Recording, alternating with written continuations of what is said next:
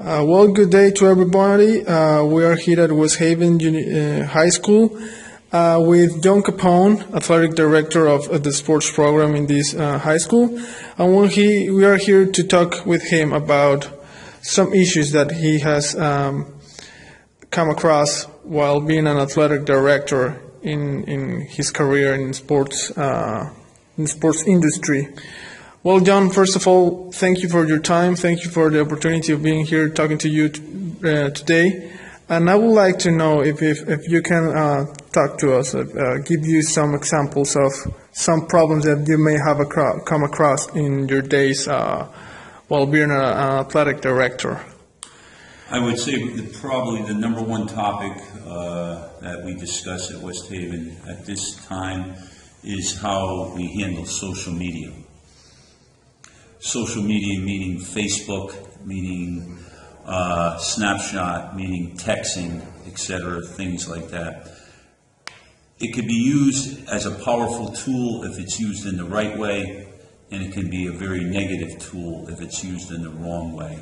What I mean by a positive way is communication is a key to any athletic team or an athletic department, and the way we communicate with one another through social media can really help get the message out when there's a cancellation of a game, if there's going to be a change in the practice schedule, whatever we're trying to get across and communicate in a mass text or through Facebook can be done immediately, and the communication and kids will be in the right place at the right time, using that tool. However, in this day and age, we've seen that social media can be used in the wrong way, where people are posting things up on Facebook, taking pictures, posting them on Snapchat that are negative and used in a way where it's against somebody's character, against the school, making accusations or making statements that are derogatory or that are offensive, that people feel that way. These have been brought to my attention on several occasions, whether it's one school against another school, or whether it's right in our own building where it's our kids against our kids. We constantly talk to the kids and the coaches. We remind them about social media, and it's not something that we talk to them once at the beginning of the year. It's something that we talk about weekly, and we're always constantly reminding our kids, whatever they post on Facebook or on these social media sites can be used against them in a negative way, and there will be repercussions, and we take it very seriously. I've had an athlete a couple years ago say to us, after he posted that he was going to bring a bomb to school, say to the administration that he was only kidding. Well, that cost that young man not only his athletic career, but it cost him 12 months in school. He was expelled for 12 months. So again, there's a zero tolerance level for social media and making statements like that. Have you had any case regarding hazing with kids in different sports? At West Haven High Schools, I've been athletic director for 15 years. I've never had to investigate a hazing incident where it was reported to me. However, we do have a hazing policy. It's another situation. It's a no tolerance level. If it was investigated and found that there was hazing going on, that there was a ritual to join the team after new team members were put on the team, they would be dealt with severely. It's something that we talk about in our student handbook for athletics. What about a code of conduct for the kids involved in sports? Well, again, in our student handbook, there is a code of conduct of sportsmanship and behavior and the expectations that we want them to live up to. Respect one another, respect other teams, respect property, the gym, the facilities that we have, and taking care of things. We also have a code of conduct for fans that's posted in the gym in our league. There's a banner of the officials, respect the team members of the other side, and again, show good sportsmanship, at all times.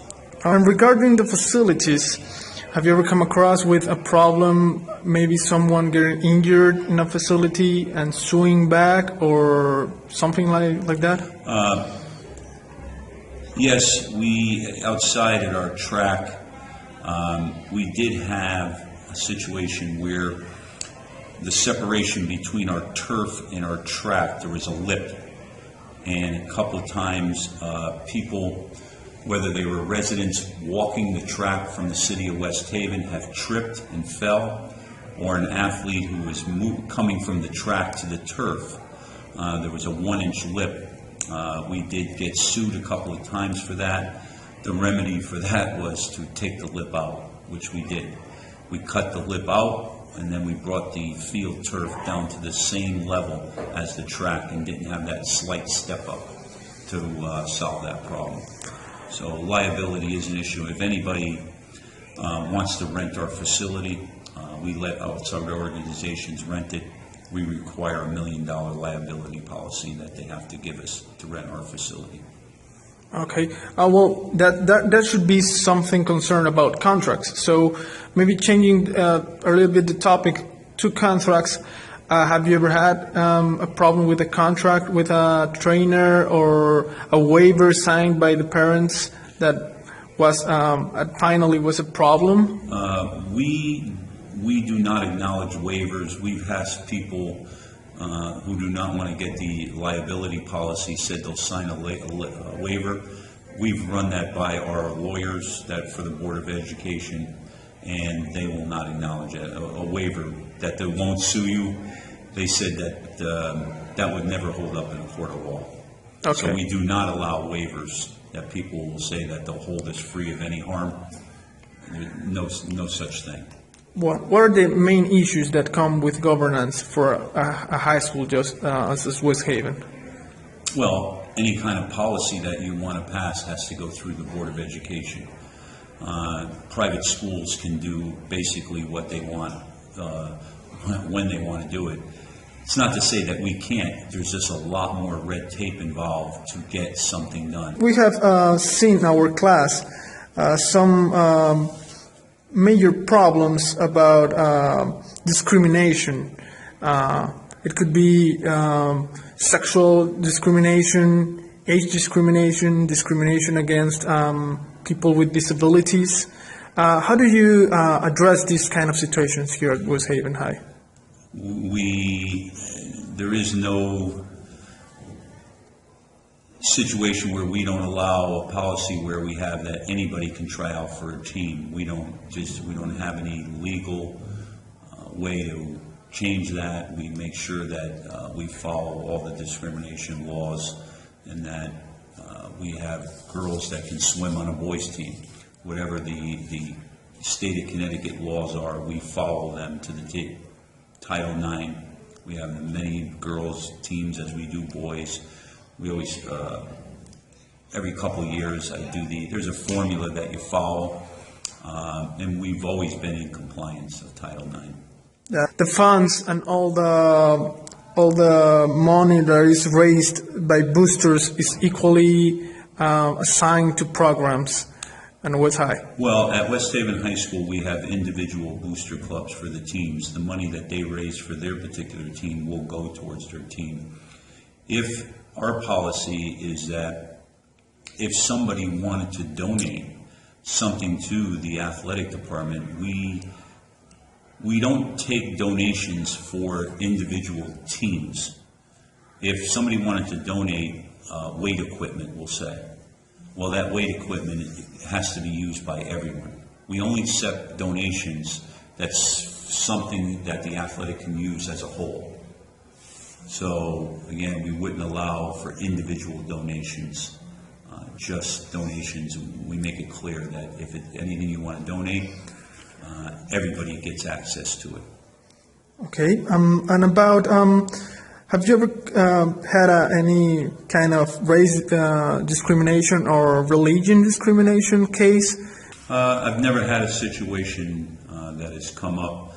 The only thing that we've had in the last, since I've been athletic director, there was a group outside of West Haven High School that didn't like the name of our nickname. We're the Blue Devils, and thought that that was offensive, and wanted a policy change and no longer call us the Blue Devils. That was brought in front of the Board of Education, and the Board of Ed voted that down, and we are still called the Blue Devils. Being called the Devils was not a good thing. Worshiping the devil, honoring the devil. Well, they thought that that was wrong. It was a church that came in front of the Board of Ed. Well, have you ever had someone that couldn't apply for a specific program or couldn't be part of a team because of eligibility? Yes, we just instituted, this is our second year.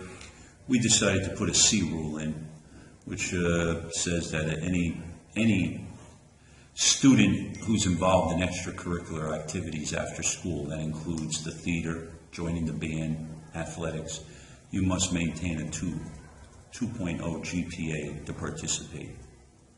However, in a big high school like this, kids coming from such diverse backgrounds, we understand that there might be some things out of their control outside of school that are affecting them.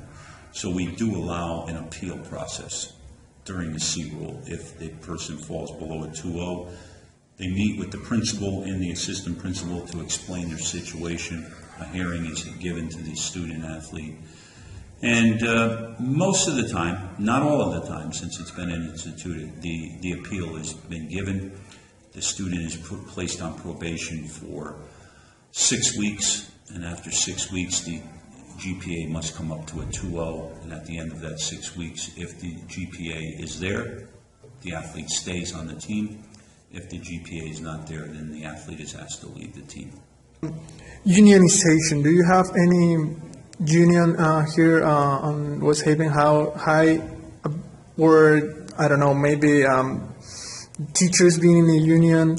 Yes, all our teachers and coaches are part of a union, Federation of Teachers. We do have some coaches who are not teachers who do coach. However, they fall under the jurisdiction and are supported by that union contract. So they have tenure, just like a teacher has tenure, coaches have tenure. And then state law says that after 4 years in the same position, whether you're a teacher or whether you're a coach, you have to have due process if you're released from your position as a job. You just can't send somebody a letter and say, your services are no longer needed at West Haven High School. You're allowed to do that by Connecticut state law before 4 years. You do not have to give a reason as a teacher or a coach. After 4 years in the same position, that teacher is guaranteed due process, and you have to have an explanation of why you're releasing that teacher in writing, and you need to have your ducks in order. My last question would be, which would you say is the biggest problem in the youth sport, and why? The biggest problem is probably dealing with the budgets, the money to try to keep the support of the program. Remember, in a public school, that the way we run everything is by tax dollars. The burden of everything in this school is supported by the citizens and the people of West Haven. And the tax dollar is what drives everything. And on an education and an athletic standpoint, we need more money. On the end where the city council and the mayor and the people, they want to lower taxes, and the only way you can pay for anything is to tax the people. So fighting that yearly and not getting maybe budget increases and more money to work with, they're telling you to work with less, do the same and work with less. It's a very difficult situation. Well, thank you very much for your time, Mr. Capone. It was nice having this chat with you today. This would be a great help for me and for all my classmates to get to know more about someone that is working out here in the youth sports. Thank you very much for your time, and well, have a good day.